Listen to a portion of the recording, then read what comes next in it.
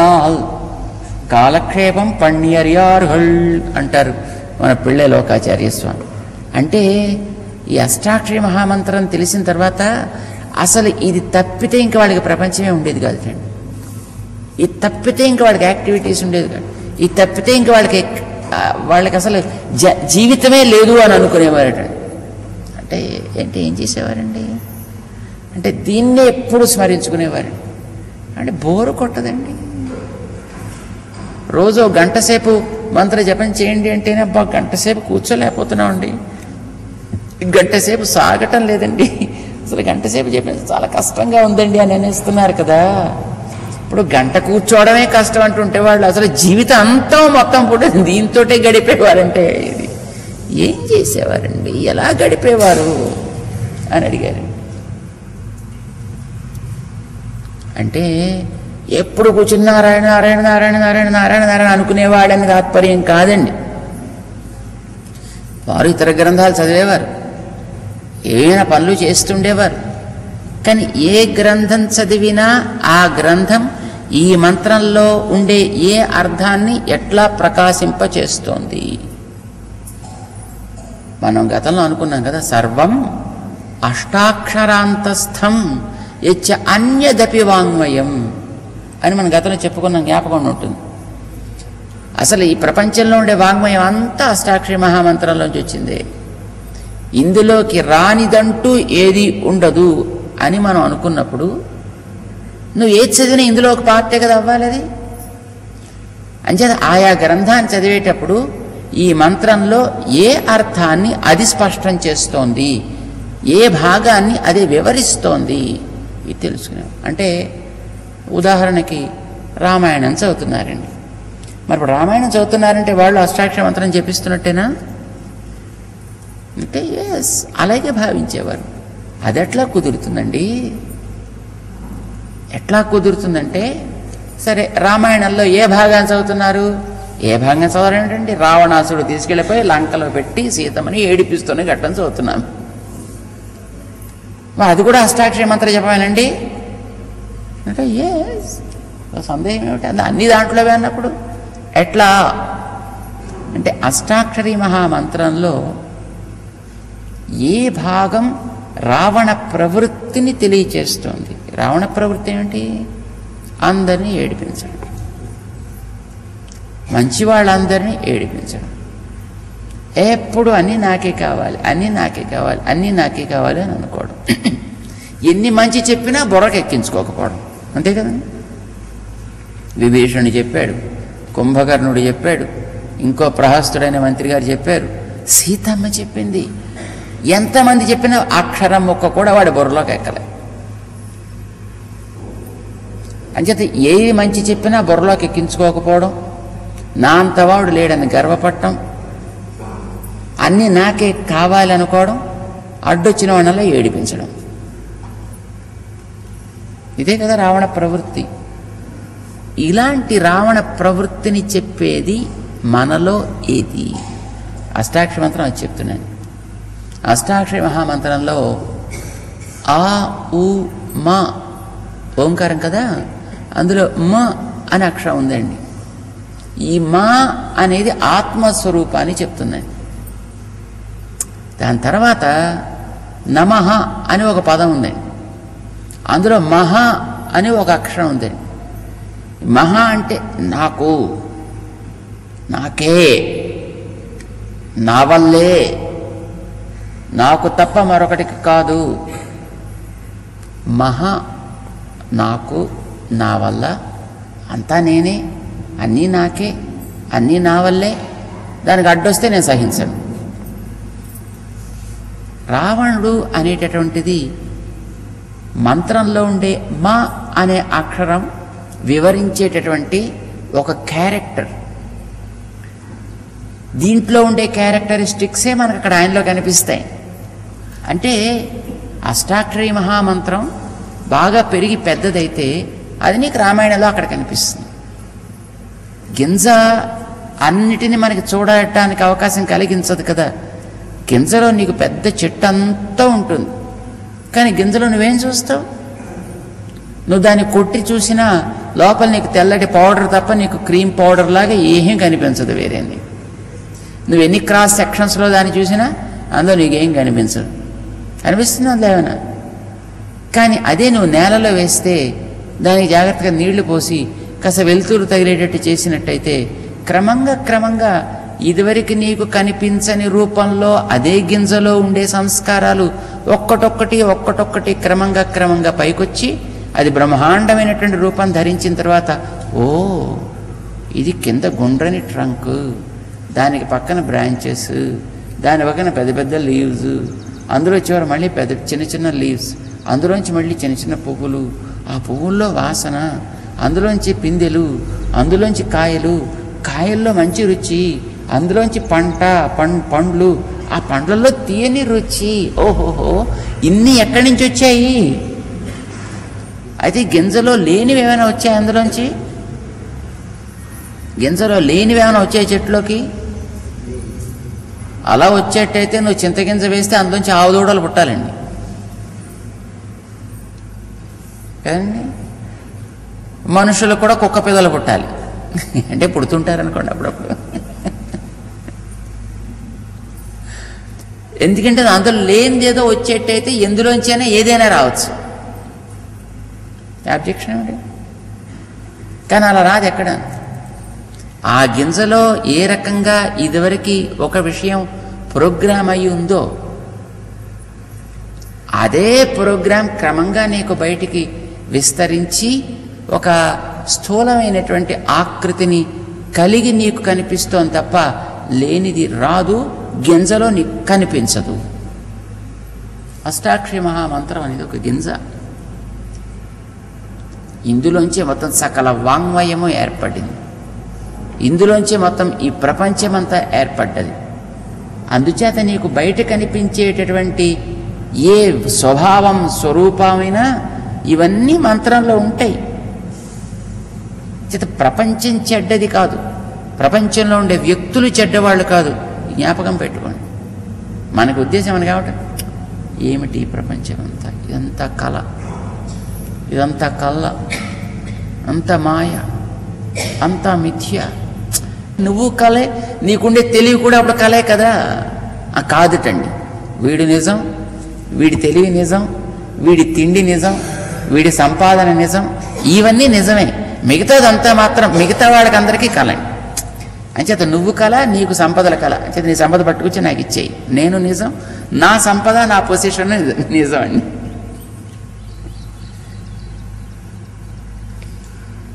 ఇది మనకి లోకంలో కనిపించేటువంటి ప్రవృత్తి. ప్రపంచంలో ఏది చెడ్డది కాదు, ఏ వస్తువు తగనిది కాదు, అన్నీ మంచివే. కానీ వాటిని వాడటం ఎట్లాగో తెలిసి వాడితే మంచివి, తెలియకపోతే అవి నీకు ఉపద్రవాన్ని కలిగిస్తాయి, మిగతా వాళ్ళకి ఉపద్రవాన్ని కలిగిస్తాయి.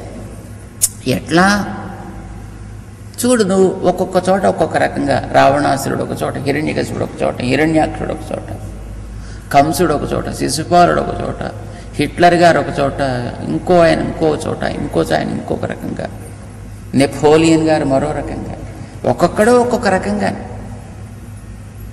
బట్ ఇలాంటి స్వభావాలన్నీ వ్యక్తిలో ఉండేటటువంటి స్వార్థాన్ని, వ్యక్తిలో ఉండేటటువంటి అహంకారాన్ని, దర్పాన్ని, గర్వాన్ని, దానికి అడ్డొచ్చిన వాడిని అణిచి పారవేద్దామనే ప్రవృత్తిని ఎవడు చెప్పినా ఖేర్ చేయనటువంటి ఒక దురభిమానాన్ని ఇవి మనకి తెలియజేస్తుంది. అది ఉంది అనేది నీకు గింజలో ఉంటుంది. గింజలో స్పష్టంగా ఉండదు, కానీ చెట్టుగా వచ్చిన తర్వాత నీకు అది స్పష్టంగా గోచరిస్తుంది. చెట్టుగా చూసిన తర్వాత నువ్వు దాన్ని ఎట్లా ప్రూవ్ చేయొచ్చో నువ్వు నేర్చుకోవచ్చు. చెట్టుగా వచ్చిన తర్వాత నువ్వు దాన్ని ఎట్లా హ్యాండిల్ చేయొచ్చో తెలుసుకోవచ్చు. దాన్ని ఎక్కడ వంచాలి, ఎక్కడ తెరించాలి, ఎక్కడ తుంచాలి, ఎక్కడ సాగదీయాలి, you can understand well. But while it is in the seed form, you just can understand anything in that. అష్టాక్షరి మహామంత్రమేనా అంతే. మంత్ర రూపంలో ఉంటే ఇప్పుడు ఏమండి ఓంకారం తెలుసును, నామపదం తెలుసు, నారాయణ పదం తెలుసును, ఇంతే కదండి పెద్ద మంత్రం. ఈ మాత్రం దానికి ఇంత శుశ్రూష చేసి గురువుగారి దగ్గరికి వెళ్ళి వారి అభిమానాన్ని పొంది ఇంత హడావిడి పడాలి ఏంటి? మాకు హాయిగా పేపర్ దొరుకుతుంది, సో పేపర్ మీద మేము చదువుకుంటాం, మాకు చాలు. మళ్ళీ గురువులు గట్రా ఈ గడబడేంది ఎందుకండి? తీసి పారేయండి అంటారు. That's true. Take the seat and find the things. కుదురుతుందా? అందుచేత వారు రామాయణం చదివేవారు, భారతం చదివేవారు, భాగవతం చదివేవారు, ఇతర గ్రంథాలు చదివేవారు. అలాగే వారు ఉద్యోగాలు చేసేవారు, వ్యాపారాలు చేసేవారు, వారు సంసారాలు గడిపేవారు. అన్ని రకాలైనటువంటి వాళ్లకు ఉండేటువంటి జీవితం సాగుతుండేది. కానీ ఆ జీవితంలో ఉండేటువంటి ప్రతి అంశాన్ని ఎక్కడెక్కడ అది ఒక్కొక్కసారి క్లేశాన్నో దుఃఖాన్నో మరొక ఇతరులకు ఇబ్బందినో కలిగించే స్థితి ఏర్పడుతుంటే అప్పుడు అది ఏ ప్రభావం వల్ల ఆ రకమైనటువంటి వంకర తిరుగుతోంది, దాన్ని ఎట్లా సరి చేసుకుంటే మళ్ళీ ఆ లోపం తొలగించుకోవచ్చును అనేది తెలుసుకోవడం కోసం they used to get back to the Ashtakshari mahamantram. ఇదే అష్టాక్షరి దివ్య మంత్రము, నిగమాగమ సారమైన నిత్య మంత్రము. ఈతడే ఉపదేశమిచ్చే అష్టాక్షరి మంత్రము. ఈతడే ఉపదేశమిచ్చే అష్టాక్షరి మంత్రము. ఈతడే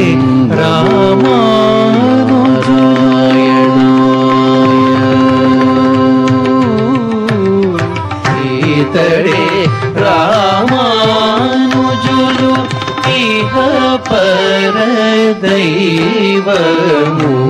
ఈతడే రామానుజులు ఇహ పర దైవము. కతులన్నీ తిలమైన కలియుగమందు గతి ఈతడే చూపే.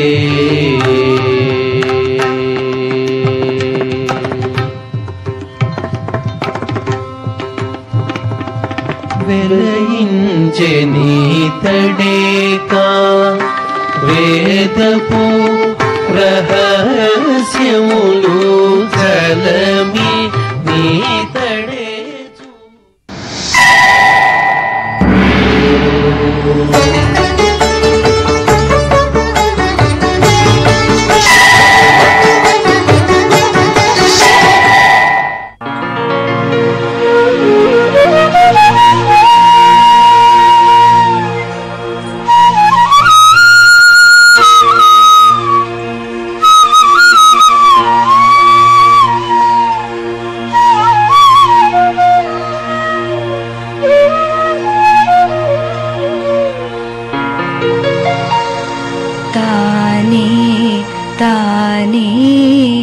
ఇందరి గురుడు తానే తానే ఇందరి గురుడు సానబట్టిన భోగి జ్ఞానయోగి తానే తానే ఇందరి గురుడు సానబట్టిన భోగి జ్ఞానయోగి తానే తానే ఇందరి గురుడు.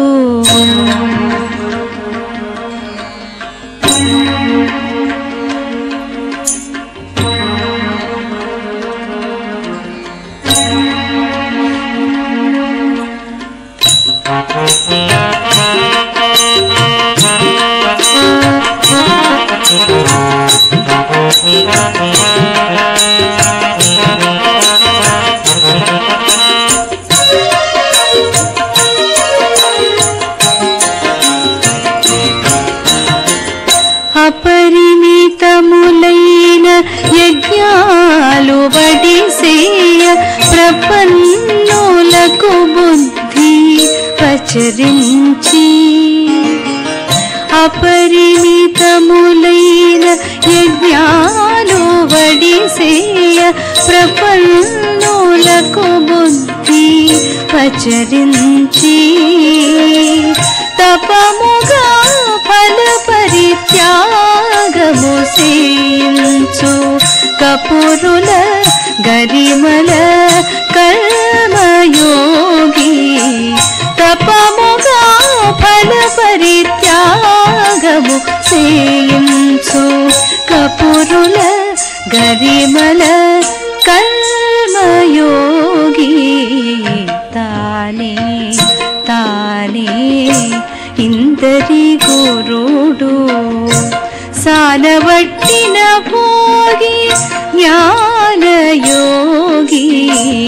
తానే తానే ఇందరి గురుడు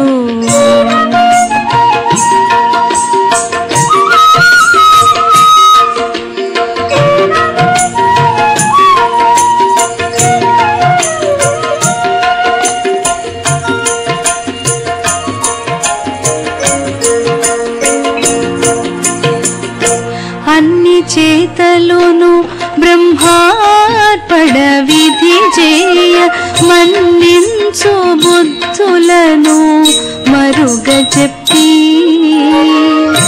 అన్ని చేతలును బ్రహ్మార్పణ విధి చేయ మన్నించు బుద్ధులను మరుగ చెప్పి ఉన్నత పదముల కొనరంగ కరుణించు పన్నగ శయనుడే బ్రహ్మయోగి ఉన్నత పదముల కొనరంగ కరుణించు పన్నగ శయనుడే బ్రహ్మయోగి తానే తానే ఇందరి గురుడు సానబట్టిన భోగి జ్ఞానయోగి తానే తానే ఇందరి గురుడు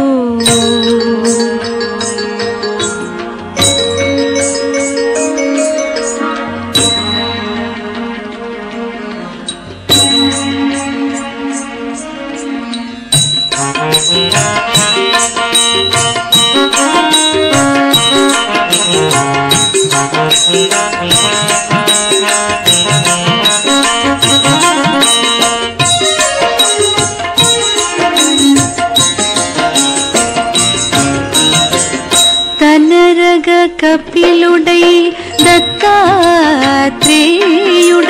ఘనమైన మహిమ శ్రీ వెంకటరాయడై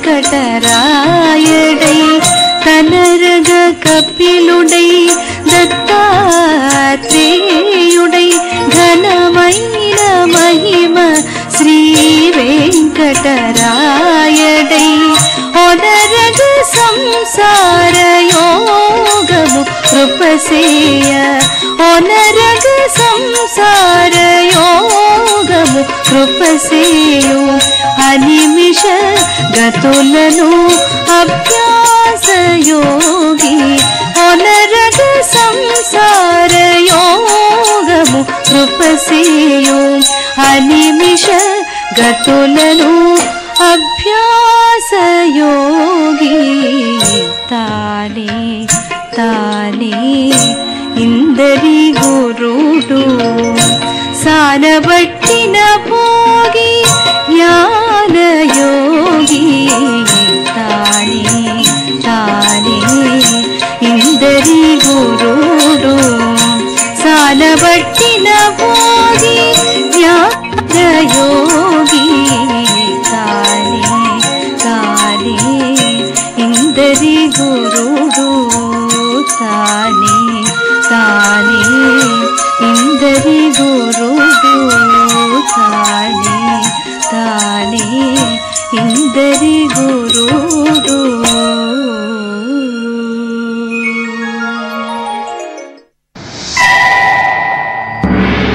ఏడవల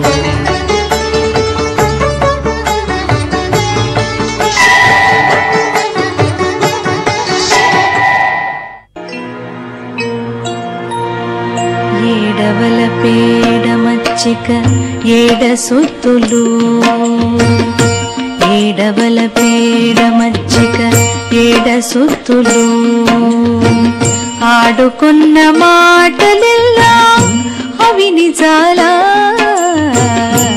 ఏడవల పేడ మచ్చిక ఏడ సుత్తులు,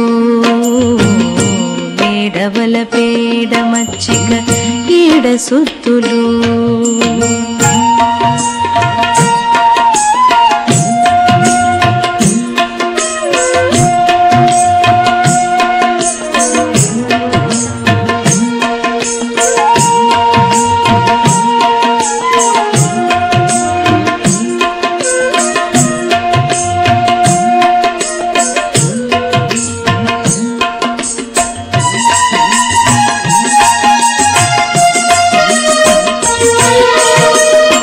తొలికారు మెరుపులు తోచిపోవుగాక, నెలకొని మింట నవి నిలిచినా.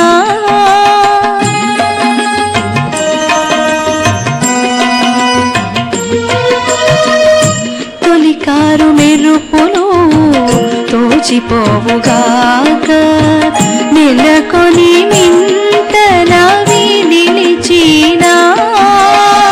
పొలతుల వలపులు పొలసిపోవుగాక, పొలతుల వలపులు పొలసిపోవుగాక, కలకాలం బవి కడతేరీనా, కలకాలం బవి కడతేరీనా.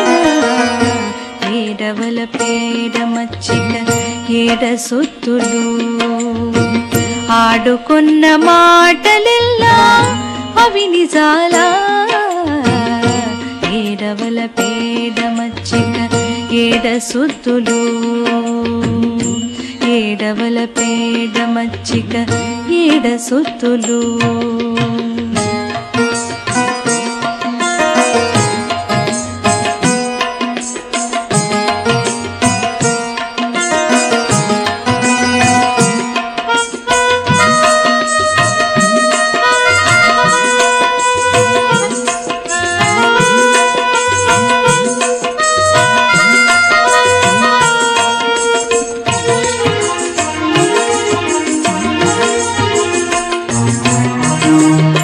ఎండమావులు చూడ నీరులై పారుగాక, అండకు పోవ దాహమడగినా.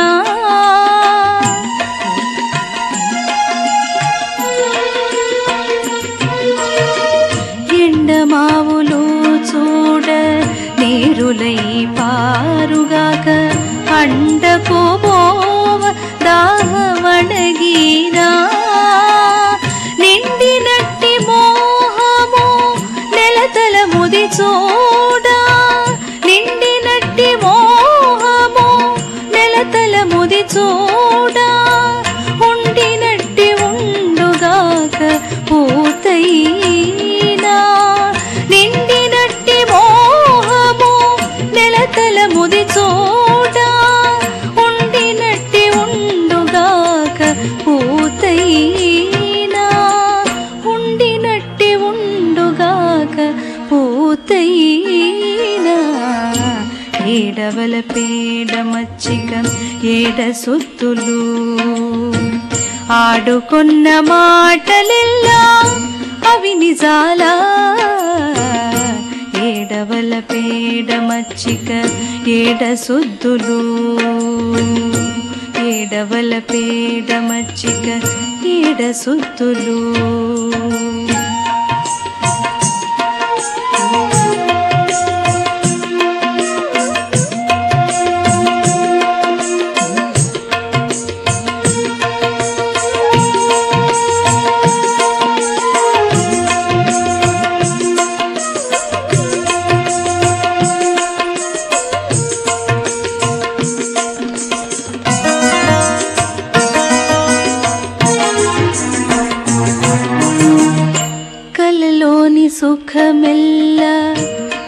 కూర్కులేగాక మెలకువ చూడ నవి మెరసీనా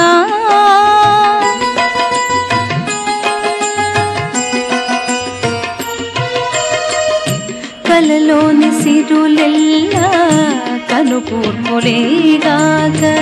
మెలకువ చూడ నవి మెరసీనా అలివేణుల మేలు ఆశ పాటేగాక అలివేణుల మేలు ఆశ పాటేగాక తలపు వెంకటపతి తగిలీనా అలివేణుల మేలు ఆశ పాటేగాక తలపు వెంకటపతి తగిలీనా తలపు వెంకటపతి తగిలీనా ఏడవల పేడ మచ్చిక ఏడ సుత్తులు ఆడుకున్న మాటలెల్లా అవి నిజాలా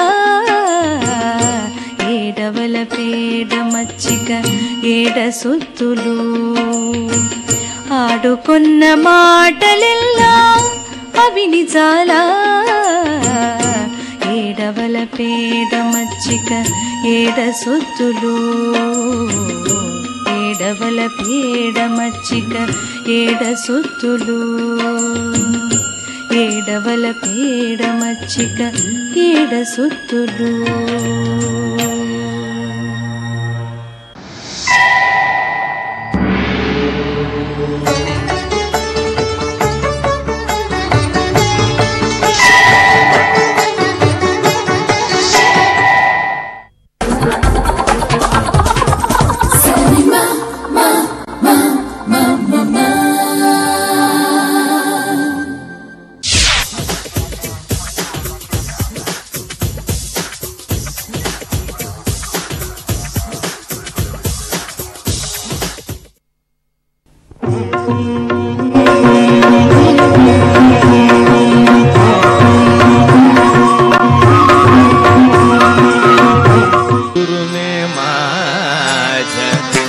आशीर्वाद दिला सद्गुरुने माझे आशीर्वाद दिला सद्गुरुने माझे आशीर्वाद दिला सद्गुरुने माझे आशीर्वाद दिला ऋषभरना हृदय माझ्या हर्षभरला हृदय माझ्या हर्षभरला हृदय माझ्या हर्षभरला हृदय माझ्या गुरुने माझ्या आशीर्वाद दिला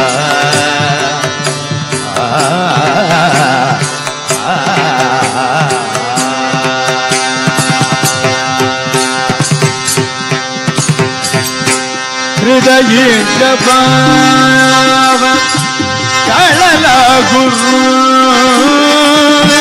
हृदयेच्या भाव कळला गुरु हृदय जबाब कळला गुरु हृदय जबाब कळला गुरु आनंद उल्हास बोले माझे आनंद उल्हास बोले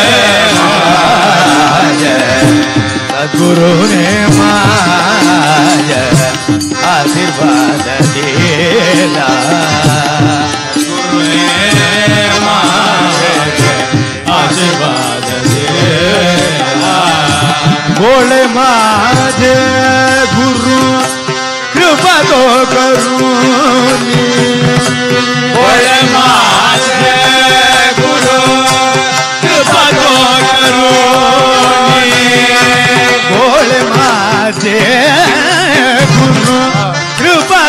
करूं